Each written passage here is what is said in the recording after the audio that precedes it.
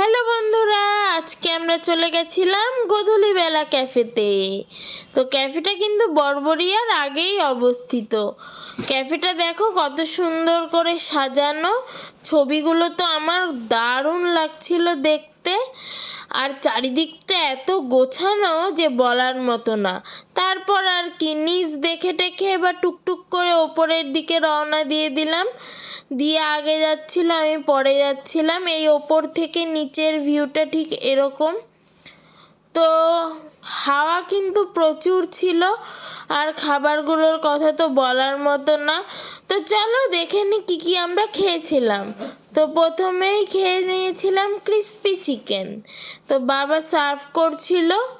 Crispy চিকেনের কালারটা দেখো বন্ধুরা, জাস্ট ইয়ামি আর টেস্টি। তো আমি এবার খেয়ে নিলাম ক্রিসপি চিকেন। তো টেস্টটা দারুণ ছিল। এবার দিয়া খেয়ে বলবে।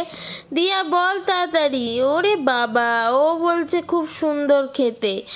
তারপর নিয়ে নিয়েছিলাম মালাই চিকেন। তো মালাই চিকেনটা এরকম ছিল, অনেকটা গ্রেভি ছিল বন্ধুরা, দেখতে কিন্তু দারুণ লাগছিল। খেতে কেমন লাগছে সেটা আমরা খাওয়ার পরেই জানতে পারবো। তো খেয়ে দেখলাম টেস্টটা দারুণ, মানে সবগুলো আইটেমই খুব ভালোই ছিল। দিয়ার এখনও খাওয়া শেষ হয়নি। আমি এদিকে স্যালাডগুলো টেস্ট করছি। স্যালাডগুলো খুব সরু সরু করে কাটা ছিল, খুব ভালো। তারপরে কি দিয়া খাচ্ছে, আমি একটু বসে রয়েছি। আমাদের মকটেল চলে এসছে। তো এবার মকটেল খেয়ে আজকের মতো খাওয়া শেষ করলাম।